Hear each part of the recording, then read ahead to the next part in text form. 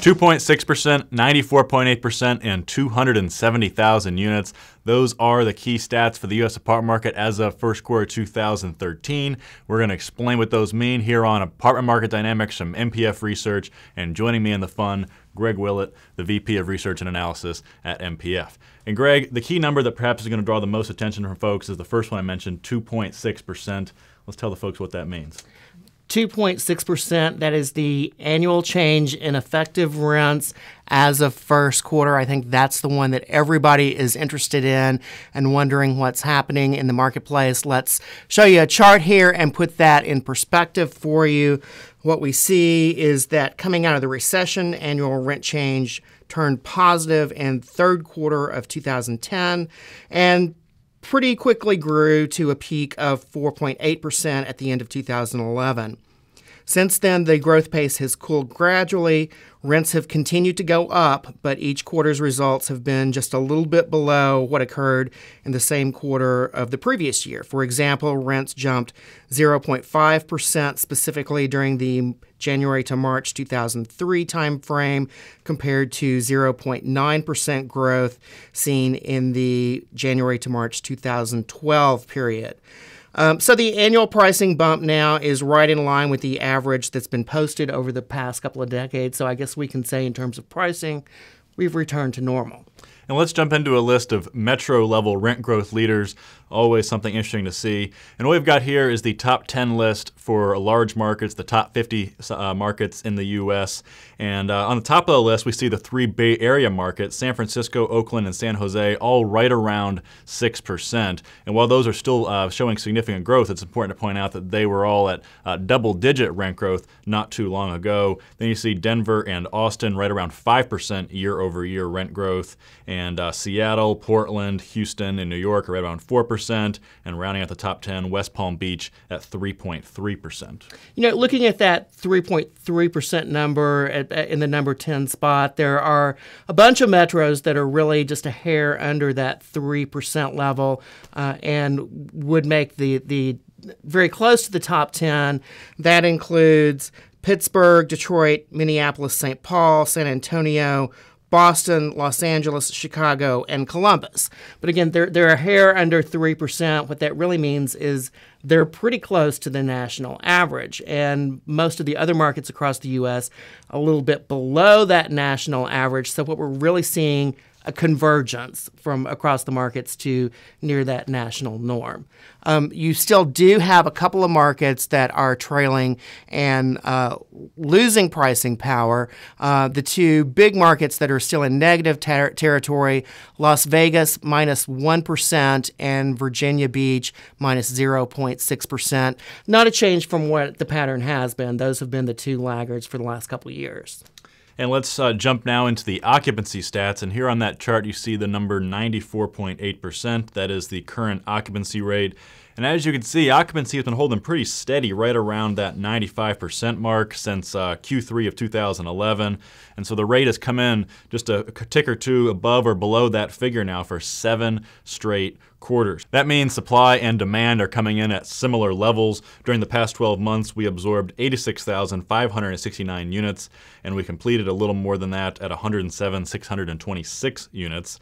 In first quarter specifically, supply outpaced demand 27,346 units to 11,633 units on net. And I'll point out that while those demand figures have come down quite a bit from what we saw in 2011 and 2010, that really just reflects that so many of these markets are essentially full, and we expect the demand to accelerate a little bit through the course of 2013 as we start to add some new supply and allow for absorption capacity to be a little bit higher. So let's stay on that new supply topic, and that gets us to that final number that was teased at the top of the video, 270,000 units. And that is roughly the number of units that are under construction right now across the top 100 markets in the U.S. Specifically, the number is 270,263 units. Illustrated on the chart here, we see the volume of ongoing construction now is in line with what was seen pre-recession. Something to point out, it's probably a good thing, in fact, that starts in first quarter of 2013 basically lined up with the number of units that were completed in that same time period. So while we've seen that volume of product under construction ramping up over the past few quarters, we now at least temporarily have hit a plateau there. And we like seeing that. We hope that for the rest of the year, in fact, that the number of starts pretty much matches up with the completions at any given time frame. We really, from our perspective, don't want to see that number of units go under construction go above 300,000 or so, because we have to keep in mind that we are still in a period where we've got okay but not spectacular job growth and new household formation. Now let's take a step back and talk about the outlook going forward now, particularly in terms of rent growth. That current number, 2.6%, certainly healthy, but the annual rent growth level has been trending downward over the past few quarters. Is that pattern going to continue?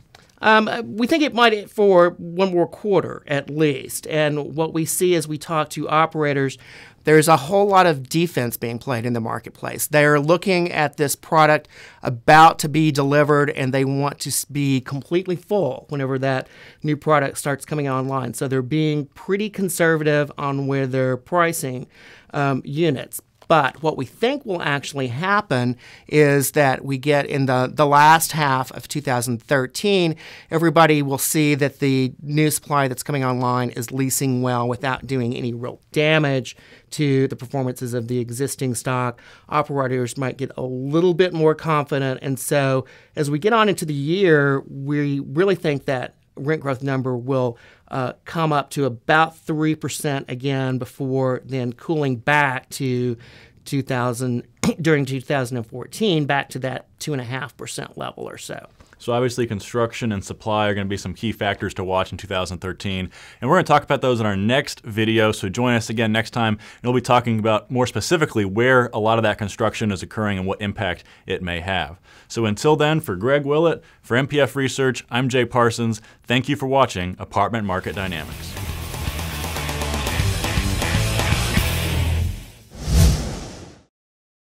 Want more? Go deeper with MPF Research's apartment market reports.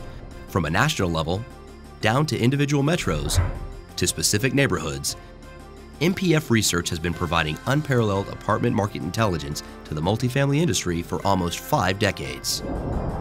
Learn more by contacting us at 877-284-4938 or visit www.npfresearch.com and click on Market Reports.